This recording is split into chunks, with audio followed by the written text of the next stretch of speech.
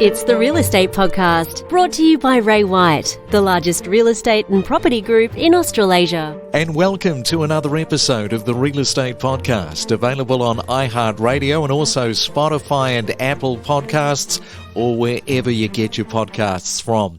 Well, it's another Friday morning, the 6th of May for 2022. In just a moment, Rich Harvey is here from propertybuyer.com.au, and we're going to be having a look at valuation challenges in a falling market in 2022. I think nobody can disagree that the market at the moment is falling. And also coming up tomorrow, what is happening in Canberra with the median house prices?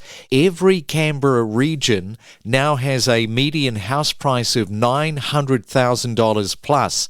Well, Tim Burke is a local real estate man on the ground there in Canberra, and he is going to give us the lowdown as part of the weekend breakfast tomorrow morning. It's the Main Centre Forecast with propertybuyer.com.au. Around Australia we go, and first to Sydney, expecting a mainly fine day with sunshine and 21 degrees. Melbourne a little bit cool, just 17 degrees with one or two showers. Brisbane rain with 25 degrees, and in Perth blue skies and a fine one with 24 degrees. If you've got a question that needs answering, you can email us at myrealestatepodcast@gmail.com. Let's Talk Property, a podcast series with Rich Harvey. Yes, it is that time of the week, and for many buyers, especially in Sydney and Melbourne, it probably feels like the market has turned on a dime. Price growth in the first quarter of the year has been flat, with interest rates starting to rise, not helped by the increased cost of living and international uncertainties, all playing a factor into this equation. And remember, it wasn't that long ago when you purchased a property, you could almost guarantee the value rising immediately. But that wave has passed, which presents a new problem for anyone who is relying on a formal bank valuation for unconditional finance to see them over the line. It's a good subject to discuss this morning, and it must be a Friday because we're discussing it with Rich Harvey, CEO from propertybuyer.com.au. Good morning, Rich. Good morning, Craig. Good to be with you. Yeah, such a big week. You know, the RBA has made that move, and we've had a busy one talking with CoreLogic and Domain with their reporting of the first quarter in particular, and the data is just coming very quick and fast at the moment. Yeah, well, look, it was always anticipated. You know, I'm one of 32 economists that do the Finder survey, and also I participate in the National Australia Bank quarterly property survey. And they're always asking the question, when will the first interest rate, or when will interest rates rise, and what quantum will they rise? You know, I was predicting either a May or a June rise for the first one, but this is the first rise, 0.25% in 11 years. So it's quite an unusual scenario. So a lot of people, a lot of investors, even a lot of selling agents haven't experienced a market where we've got rising interest rates, you know, but this first rise is really majorly affecting sentiment. Now, I mean, we've got to look at it in context. There's lots of conjecture about how far and wide this one interest rate increase will be, but obviously a Reserve Bank has signalled it's not a one-off. There's going to be multiple increases. So I think we've got another potentially 3 interest rate rises this calendar year, and then maybe another 3 or 4 in the following year. So I think the cash rate will probably settle around 1.75 to 2%. Craig, the initial effect it's having on the market is obviously pushing buyers away. There's going to be less buyers. We're going to see the volume of listings increase. It also spells opportunity. So I don't think buyers should be scared off by this market. It's just a natural part of the property cycle correcting. Yeah, it will be very interesting to watch that. And you know that valuations are such a critical part of the buying process. And I want to ask you, what are the risks for buyers during the settlement period if they get that poor valuation? In a cooling market, Craig, it is a real risk, and buyers need to be really careful that firstly they've got their finance pre-approval in place.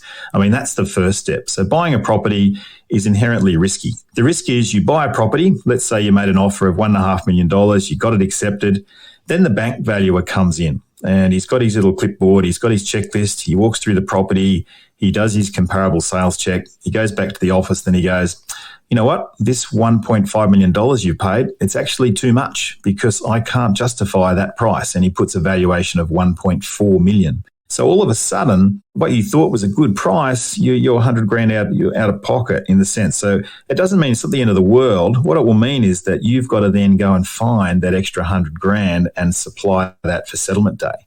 If you've got equity in another property, great. Or if you've got cash, great. You can solve that problem. But if you don't have access to that extra 100 grand, you're going to be in all sorts of hot water, and you've got to be so careful. There's also that lag effect, Craig. So when you sign a contract and then settlement or completion date, in New South Wales, it's typically 42 days. In Queensland, it's around 35 days. But if you've got a really long settlement period, the bank will probably do a valuation again. They'll probably do one on exchange, and they may do another one. If it's like longer than 90 days for your settlement, and you do run the risk of getting a low valuation. In fact, I was just presenting to a group of mortgage choice brokers yesterday, around 20 of them, and asking this question: are you starting to see any issues with valuations in a cooling market? And they said, yeah, some of the banks are really putting the screws on and starting to put on their own policies and instructing valuers to be extra conservative and extra cautious. So, yeah, the word on the street is you do need to be very careful what you're offering and what you end up paying.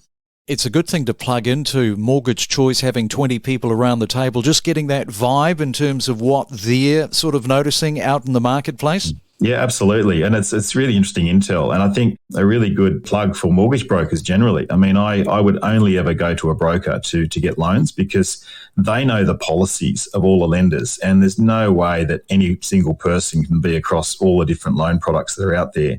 Make sure you don't default on your credit cards. That's the worst thing you can do. But have all your finances squeaky clean, and that'll really help you fly through that credit assessment. Yeah, squeaky clean, that's what it's all about. And how concerned should people be with a low valuation by the bank? Because there are some consequences to think about in that area, aren't there?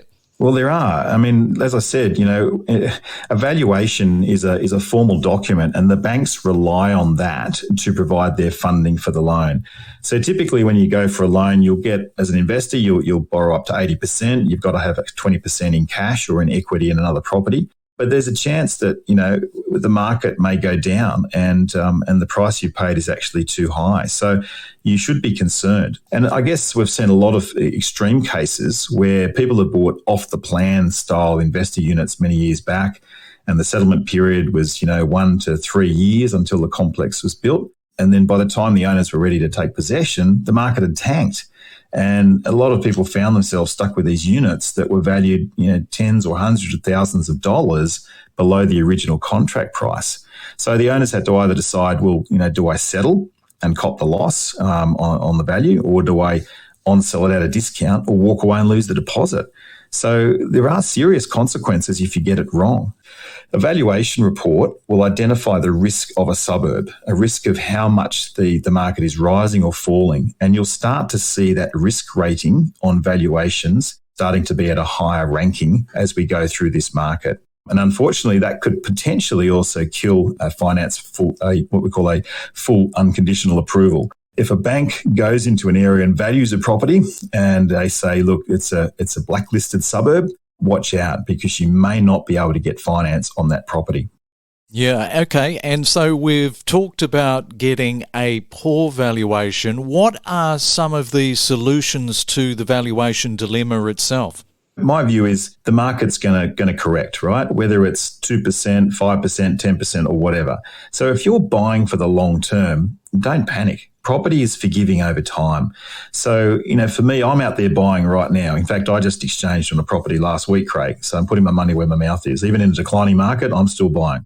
So I think you've got to have a long-term perspective and decide that, I know the market might fluctuate a few percent, but I know I'm buying in the right location. It's got the right fundamentals for growth, close to shops, schools, transport, good education facilities, population growth is moving ahead, all of those factors. What are your other options if you get a low val and you've got to decide whether to proceed? Well, in New South Wales, if you sign a contract and you've got a cooling off period, you've got to decide whether you walk away and you forfeit 0.25% of the purchase price, that's your initial deposit, or whether you go through. In Queensland, you can sign a contract subject to finance. And this is one of the beautiful things about buying in Queensland is that if your valuation doesn't stack up and you can't get finance, then you can walk away without a penalty. That's a really safe way to do it. So if we get to a situation in a market where it's really difficult, then I'd be advising people to potentially put in a clause in a contract that says, I'm buying this property subject to finance. But bear in mind, not every vendor will accept that term. So again, you've got to make a clear judgment as to whether that's a good strategy or not a good strategy, depending on where you're buying. It's really important that buyers understand the market because values are changing on a weekly and monthly basis. Data houses like CoreLogic are critical in providing that information for buyers to get educated. And what's been your own experience with valuations in these types of markets, Rich? Because obviously you've seen a lot. Well, my experience with value is that they're quite conservative. Like during the property boom, it was fantastic. It was so easy to get your property revalued at the number you wanted because there were comparable sales popping up every week higher than what you were expecting. But in a declining market, it's a lot more difficult. So when a valuer goes to a property, they've typically got to put in 4 to 5 comparable sales. So what I do in my own experience, I do the valuer's job for them. I actually prepare a report because it's my day job, and I actually give the valuer my own appraisal of the property. Now, whether they use it or not, it's up to them. But a lot of them go, oh, wow, thanks, that's really helpful. Or some of them push it away, look, thanks, but we're completely independent. We'll do our own assessment. But I know from my own experience where it should end up. Now, my experience is sometimes I've ended up with low vals and I've been really frustrated and I've done what's called I've contested the valuation. But valuers are very reluctant to change the number that they've put on a val. Their professional pride's on the line. They have all sorts of PI insurance and they're not going to cut any corners. They're going to put their number that they believe it's worth in today's market. So what do you do if you've got a low val? You can also go back to the broker and go with a different lender and get another val. And I've seen variations in my own experience of my own properties, value differences of like $50,000 or $100,000. So, as much as it is a science, there's also what I call variation that can happen on the line. So it's important that you hold your ground, understand where the value should sit, and don't be afraid to call it out if you don't believe it's the right number. Hey, good on you, Rich. It's plenty of information to wade through there.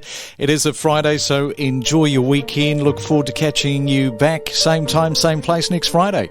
Thanks, Craig. Great to be chatting with you again. We connect you to the best real estate information across Australia. The Real Estate Podcast.